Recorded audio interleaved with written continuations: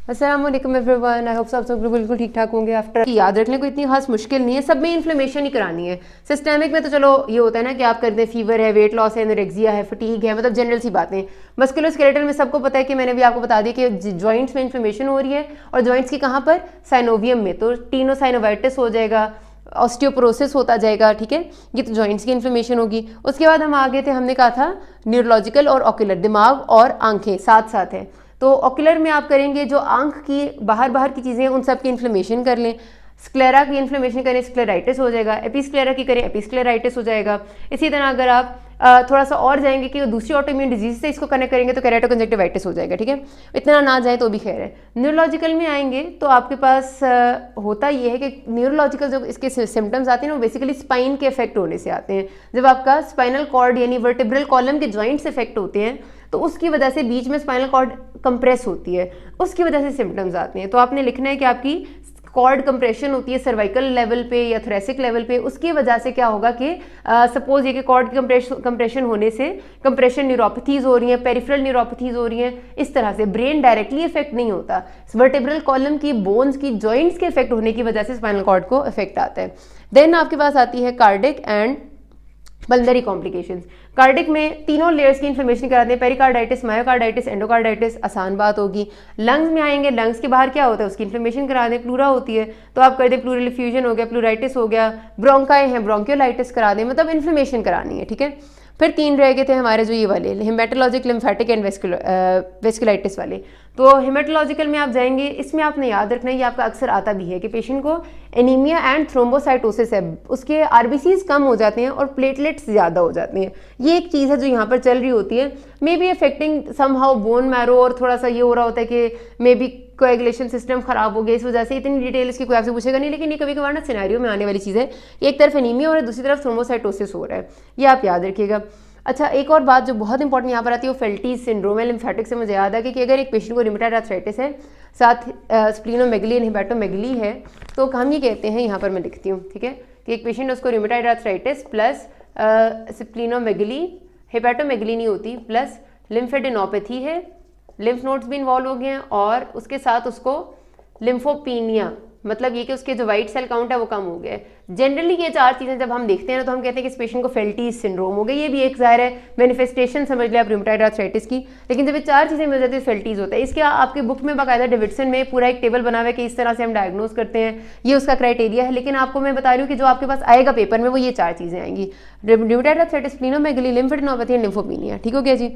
अच्छा, तो लिम्फेटिक्स में ये है, एंड वेस्कुलाइटिस में ये इफेक्ट कर रहा है जो आपकी ब्लड वेसल्स को। तो वेस्कुलाइटिस के जो फीचर्स होते हैं पूरी बॉडी में वो आ सकते हैं कि आर्थराइटिस कहीं पर हो गया, कहीं अल्सर्स हो रहे हैं वगैरह वगैरह, इतनी डिटेल नहीं, बस मैंने आपको बता दें ना याद रखने का तरीका क्या है। थोड़ा सा ऊपर ऊपर देखें, सर में देखें, आंखें और उसको दिमाग और दिल को देखें, और सब इन्फ्लेमेशन करा दें। अब आते हैं अगली बात जो हमसे पूछते हैं कि अब इन्वेस्टिगेट कैसे करना है।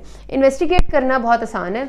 सबसे पहले जो बेसिक टेस्ट है ना, इसके लिए जो करने हैं हमने, जो फॉर डायग्नोस्टिक टेस्ट जिनको मैं कहती हूँ, वो है, पहली तो चीज़ है ESR और CRP। आपको पता है दोनों इन्फ्लेमेटरी मार्कर्स हैं, रेज हो जाते हैं। फिर उसके बाद आपने क्या कराना होता है, जॉइंट का एक्सरे जरूर कराते हैं जो अफेक्टेड जॉइंट्स होते हैं। ठीक है, स्वॉलन जॉइंट्स नजर आएंगे। अल्ट्रासाउंड एंड MRI भी अफेक्टेड जॉइंट्स का ही कराया जाता है, देखने के लिए कि अल्ट्रासाउंड में आप देखते हैं साइनोवियल कैविटी कैसी है, फ्लूइड कितना कलेक्ट हुआ है, और MRI उनकी डिटेल्ड एनाटॉमी सॉफ्ट टिश्यूज़ की दिखाती है आपको कि कौन कौन सी चीज़ें अफेक्टेड हैं। और उसके बाद to make a more clear diagnosis ये आप ACP एंटीसिटोलिनेटेड पेप्टाइड कराते हैं और RF करा देते हैं। ये अगर पॉजिटिव आ जाएंगे तो फिर तो आपको पक्का हो जाएगा कि इस पेशेंट को रूमेटॉइड आर्थराइटिस है।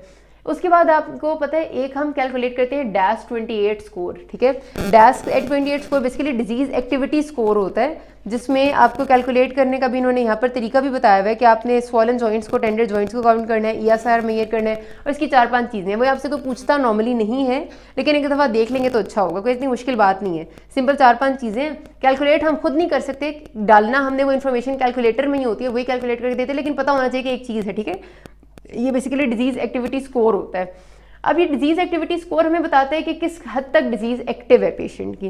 तो जब हमने देखना है ना कि डिजीज एक्टिविटी कैसी जा रही है, तो आपने याद रखना ये MCQ और आपका वाइवा का बड़ा इंपॉर्टेंट क्वेश्चन है। आपसे पूछते हैं एग्जामिनर्स की डिजीज एक्टिविटी रूमेटॉइड आर्थराइटिस में कैसे असेस होती है, तो बच्चे डायरेक्ट DAS28 बोलते हैं। याद रखना पहले 4 क्लिनिकल क्राइटेरियाज हैं, पहले आपने वो बोलने होते हैं, फिर DAS28 बोलना होता है। लाइन वाइज चलेंगे तो आपको मार्क्स अच्छे मिलेंगे। उन 4 क्लिनिकल में क्या चीज़ें आती हैं, P stands for pain, S stands for stiffness यानी मॉर्निंग स्टिफनेस जो मैंने अभी आपको बताई है। Then T stands for joint tenderness, हाथ लगाने पे भी दर्द होता है। और आखिरी S stands for swelling of the joints. ठीक है, तो ये 4 चीज़ें तो वो बेसिक चीज़ें हैं ना, जब तक हमें यही नहीं पता तो -28 हम क्या करेंगे। तो पहले ये चारों होंगी, फिर -28 स्कोर आएगा और फिर ESR और CRP की लैब मेजरमेंट्स आएंगी। ये तीनों चीज़ें डिजीज़ की एक्टिविटी को शो करती हैं। -28 जो है वो लेस देन 2.6 रहे तो सबसे अच्छा डिजीज़ का स्कोर रहता है। अच्छा, अब डैमेज कितना वो कर चुकी है, जाहिर है जितनी पेशेंट की फंक्शनल एबिलिटीज़ कम होती जाएंगी और एक्सरे जॉइंट्स का दिखाएगा कि ये बहुत ज़्यादा ख़राब होता जा रहा है, उतना ही इसका मतलब है कि डैमेज हो रहा है। और ड्रग्स की सेफ्टी देखने के लिए कि ड्रग्स कैसी जा रही हो, तो फिर आपको होता है ना कि सारी ड्रग्स या तो लिवर से निकल रही होती हैं या फिर किडनी से। तो आप RFTs LFTs कराएं, यूरिन एनालिसिस कराएं, फुल ब्लड काउंट करा लें, उससे आपको अंदाज़ा हो जाता है। लेकिन आपके मेन जो टेस्ट डायग्नोस्टिक हैं वो यही वाले हैं। लेकिन अगर आप ये सारी चीज़ें इस तरह ही लिखेंगे ना तो ज़्यादा अच्छा इम्पैक्ट पड़ता है। मैनेजमेंट में आप याद रखिएगा आपने किस तरह से चलना है। एक पेशेंट नया डायग्नोस हुआ है, सबसे पहले आप स्टार्ट करते हैं मेथोट्रेक्सेट से। मेथोट्रेक्सेट आप जब शुरू कराते हैं तो आपने याद रखना है इसको कभी भी फॉलिक एसिड के बगैर नहीं देना होता। You have to start folic acid always and always along with methotrexate. तो methotrexate with folic acid start करेंगे और उस पेशेंट का -28 स्कोर आप मेजर करेंगे। अगर उसका ऑलमोस्ट 10 वीक्स चलो ज़्यादा टाइम है, अगर आप कहते हैं कि 6 वीक्स में आपने देखा है और आपको बेहतरी नज़र आ रही है तो आप कोशिश करते हैं कि हाल ही वो मेथोट्रेक्सेट पे ही रहे। नॉर्मली हम ये करते हैं जब हम पेशेंट को शुरू कराते हैं ना, क्योंकि उसकी पहली बार होती है, तो हम मेथोट्रेक्सेट को प्रेडनिसोलोन के साथ शुरू कराते हैं। स्टार्ट इन दोनों का साथ होता है, अकेले नहीं हम मेथोट्रेक्सेट देते। द रीज़न इज कि पेशेंट को ज़रा जल्दी रिस्पॉन्स आता है स्टीरॉइड्स की वजह से। लेकिन कभी भी कोशिश ये करनी होती है कि लॉन्ग लास्टिंग स्टीरॉइड ना दें। स्टीरॉइड्स हमेशा आपने आहिस्ता आहिस्ता टेपर ऑन करने हैं और फिर बिल्कुल छोड़ देने हैं। लॉन्ग लास्टिंग स्टीरॉइड्स के साइड इफेक्ट्स बहुत ज़्यादा हैं, तो you have to give prednisolone and taper its dose in 12 weeks. 12 weeks में आपने इसको खत्म करना है। ठीक है, मेथोट्रेक्सेट आपने डेफिनेटली ऐसे पेशेंट्स को लाइफ लॉन्ग देनी है विद फॉलिक एसिड।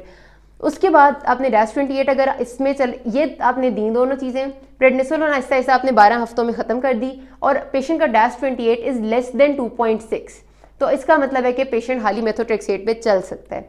अगर -28 अभी भी 2.6 से कम नहीं गया तो फिर आप नई ड्रग को ऐड करेंगे। अब आपने क्या करना है कि नई ड्रग जो ऐड करेंगे वो प्रेडनिसोलोन नहीं होगी। प्रेडनिसोलोन कभी भी लाइफ लॉन्ग नहीं देनी। अब आप देना शुरू करेंगे मेथोट्रेक्सेट प्लस सल्फासेलाजीन प्लस हाइड्रोक्सीक्लोरोक्वीन। ठीक है, शुरू आपने किया इन दोनों से, प्रेडनिसोलोन हर सूरत खत्म करनी है। खत्म की, -28 2.6 से कम हो गया, खाली मेथोट्रेक्सेट पे चलाएं। -28 2.6 से कम नहीं हुआ तो मेथोट्रेक्सेट के साथ सल्फासेलाजीन एंड हाइड्रोक्सीक्लोरोक्वीन को ऐड करेंगे। ट्रिपल थेरेपी चल रही है अब, मेथो, सल्फा एंड हाइड्रोक्सी।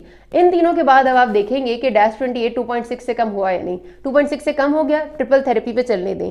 2.6 से कम अगर पेशेंट का नहीं हुआ तो फिर आपने क्या करना है कि कुछ अरसे के लिए पेशेंट को थोड़ी सी प्रेडनिसोलोन फिर से देनी है। जब थोड़ी सी प्रेडनिसोलोन कुछ अरसे के लिए देंगे, देखेंगे 2.6 से कम हो गया, -28 अगर हो जाता है आहिस्ता आहिस्ता टेपर करें।